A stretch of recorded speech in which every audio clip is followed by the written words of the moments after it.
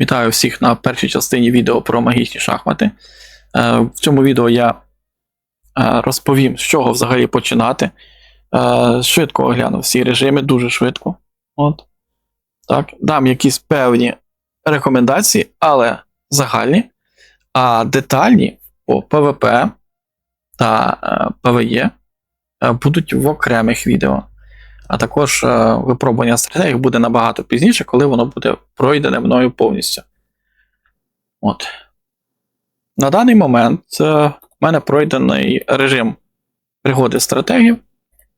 І в таверні, на момент запису відео, в мене 5-та позиція в рейтингу. І так, для початківців, хто не обов'язково грає ДХ недавно, а саме шахи. Заходить, щось пробує, щось не виходить, що взагалі вам треба почати. Або ви навіть не починали, що взагалі треба почати. Для початку є ось тут шлях магічних шахмат. І вас, якщо тут не відкрито нічого, вам в саму першу чергу треба це все повідкривати. Зібрати ось ці всі бонуси, артефакти. Вони дуже важливі. Без них ви будете програвати. В таверні ви нічого не зможете без них зробити. В пригоді стратегів також ви нічого не зробите на вищих рівнях. Тому в першу чергу будь-яким способом закриваємо ось це все, скільки можемо. Ідеально це до 5900. Забрати дипломатію. Тут зрозуміло. Це ваш перший крок. Далі, друге, дуже важливо, це ось така скриня. Це, по суті, ядро.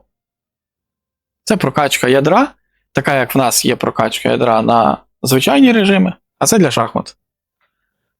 Як тут все працює і що вам потрібно обирати? Перше, ніколи не качайте 2, 3 одразу, 4. Качайте щось одне, чим ви граєте в даний момент. Наприклад, я граю тінню, і ось тут, коли вас ще не прокачуєте, ви зможете покращувати рівень зменшення та збільшення дамагу ваших героїв. Максимальний рівень 100. Помаленьку качайте, покращуйте. Після чого заходите ось тут фігурку, натискаємо і покращуйте помаленьку теж ось ці бонуси своїм героям. Тут за сувої, наприклад. Я перейду там, де не прокачано. Покажу. Тут потрібно вкласти сувої. Сюди осколки ось такі. Ви качаєте, і чим краще вас прокачують, тим ефективніші ваші герої, тим легше вам буде грати і в таверні, і в пригоді стратегії. Це дуже також важливий момент, багато хто на це забиває, просто вибирає що-небудь, або там взагалі нічого не качає. Не забувайте про це і прокачуйте. Далі, якщо сталася така ситуація, що ви грали, наприклад, як я, тінню, але у вас випав крутий герой аури, це ми собі придумаємо, і ви хочете почати грати аурою, ви просто берете, заходите на тінь, і тут можна скинути повністю ядро. Щоб його скинути, нам треба зайти ось сюди, і є скидання. Нажимаємо, вибираємо ту школу, яку ми хочемо скинути, скидаємо її, і нам всі ресурси повернуться. І ми можемо ці всі ресурси вкласти, наприклад, ауру, що заморозку. Тобто тут вже як вам захочеться. Майте на увазі, всі ресурси повернуться, ви нічого не втрачаєте. Але, дуже важливо, це один раз в тиждень відбувається. Ви скинули один раз в тиждень, все. Тиждень чекаєте, щоб ще раз скинути. Я думаю, з цим зрозуміло ядром. І ще маленький момент. Артефакт, якщо у вас він не присутній в аккаунті, то ви його прокачати не зможете. Незважаючи на те, будете ви грати битви в таверні чи пригоди стратегів, вам потрібно вибрати колоду. зібрати колоду з своїх героїв. Як найкраще це зробити? Потрібно вибирати найкращу свою фракцію, найкраще прокачану по плюсах. І ще, щоб вона була в, так скажемо, в меті, так? От, актуальною в даний момент в шахматах в грі. От. Наприклад, це може бути аура. Якщо у вас є всі герої аури, це прекрасна школа. В мене зараз це тінь. Це може бути заморозка. Якщо ви новачок, починаєте тільки свій шлях в шахматах, у вас немає багато героїв, то якраз таки у заморозки представлено дуже багато героїв, ви зможете пройти якісь певні рівні в пригодах стратегів заморозкою. От. Але на момент запису відео найкращі школи це аура, це тінь. І на третє місце я поставив все-таки нестримних. От. Отож, ви вибираєте 6 героїв основної школи. Після чого вам потрібно вибрати інших героїв, які займуть слоти. Це повинні бути максимально ефективні герої, які допоможуть, доповнять вашу команду. В даному випадку в мене команда Тіні, і її доповнює Аналізіс. Аналізіс доповнить будь-яку команду, неважливо, ким ви граєте. Найкраще, звісно, ауру, але я рекомендую її ставити у всі команди. От. Будь-яку школу. Далі треба дивитися по навичках. Наприклад, Флора. Вона чародій. І вона одна на початку бою може застанити одного героя суперника на 10 секунд. Ну, це колосальна перевага, тому її потрібно мати в колоді. Чому Гвіневівер? Вона бафає вовка два однакових скіли в них, бачите? Воїн та повелитель.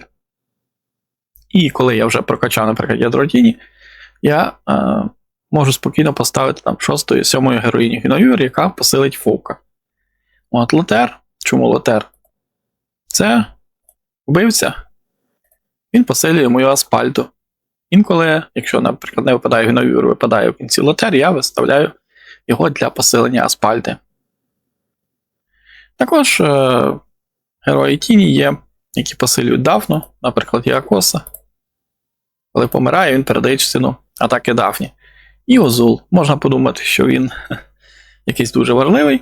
Так, він важливий. В моїй команді він виконує роль просто бафера для Дафни. Хоча якщо у вас немає Северіо, можливо, він буде у вас основним. Детальніше про зв'язки, про побудову команди, кого брати першим, кого як виставляти першим, про розташування, це буде в іншому відео, не в цьому. Далі важливо талант. Це дуже важливий момент. Наприклад, дипломатія – це найкращий талант для ПВП на даний момент. Також може посперечатися. Обучаємось, так, але є нюанс. Ви повинні вигравати. Якщо у вас герої на плюс 5, ви берете ось цей талант, і вам не потрібна дипломатія, в принципі, ви можете цим талантом фармити свої монети швидше. От. Ну і фінанси – це для пригод стратегів. Так, в ПВП можна грати фінансами. Покажу в іншому відео, як це робиться, але це більше для ПВЕ. І так, далі режим пригоди стратегів. Заходимо, проходимо рівні. На початку вони будуть дуже легкі, потім з часом вони будуть складніші, і відразу вам скажу, що ви там нічого собі не придумували. Якщо у вас немає топових героїв, які актуальні, наприклад, тінь і аура. І там повинен бути в тіні вовк, в аурі повинна бути Емонлейда і Тересія, Аналізіс обов'язково. То ви не пройдете цей режим. Або вам дуже пощастить, і, можливо, і пройдете. Але висока ймовірність того, що ні. На жаль, я вимушений це вам сказати, бо це правда. Ну і для проходження цього режиму є спеціальна тактика, де ми вибираємо талант, зараз покажу який. Ось це фінанси. Програємо 3 раунди, саме в цьому режимі програємо 3 раунди, а на 4-й вже набираємо собі героїв, прокачуємо ядро, основного персонажа. От, і таким чином проходимо. Також важливо, щоб вибрали потрібні артефакти. Детальніше буде, знову ж таки, в окремому відео про цей режим. І далі випробування. Тут ми просто проходимо, фармимо собі додаткові ресурси. От.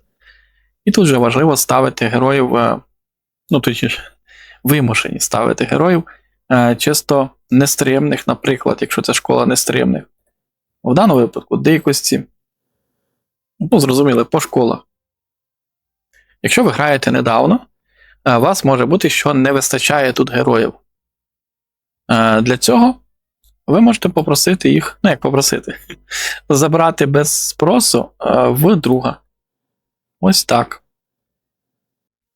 Щоб відкривати наступні рівні, наприклад, щоб мені перейти з 4 на 5, потрібно виконувати ось тут умови. Так як на гоблінах, наприклад, вбити за певний час, а тут не так. Тут залишиться здоров'я. Тобто, у вас там є ОЗ, їх дає на початку 5, і якщо у вас залишається 5 ОЗ, тобто ви ні разу не помираєте і не використовуєте героя друга, допомогу друга, то ви проходите, відкриваєте наступний рівень, і у вас буде отак підсвічено, що 3 зірочки, бачите, як тут знизу ось. Ось такий режим. Ну і насамкінець невеличка порада, якщо ви збираєте вже в самому бою команду складаєте, не старайтесь вибирати різних персонажів. Тобто випали вам так, якісь ви взяли там спочатку Отера, потім когось тіні, потім там Гвіневірні. Старайтесь збирати ядро тіні з 5 героїв, але є один нюанс. Аналізіс, якщо ви граєте в таверні, так, вона має бути на полі бою обов'язково. От. Тобто аналізіс і 5 героїв тіні вам потрібно зібрати для максимального бонусу. Чому бонус? Герої тіні, наприклад, дають, можна зібрати 60% до дамагу. Наприклад, нестримних, там швидкість атаки, здається, 100%. От. Це тільки при умові, якщо 5 героїв.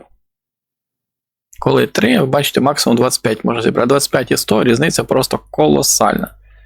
Тому майте це на увазі. На цьому я відео буду завершувати, але не спішіть. Якщо у вас є якісь питання, задавайте їх в коментарях. І на базі цих питань я буду будувати наступне відео. Не друге, а вже 3-ю частину. Це буде частина з питаннями глядачів. От, якщо їх, звісно, буде якась певна кількість. От. Питання ці будуть в відео відображені, а також відповідь на них буде продемонстрована, якщо це потрібно. От. Ну, а тепер все. Дякую за перегляд. Удачі вам в шахматах.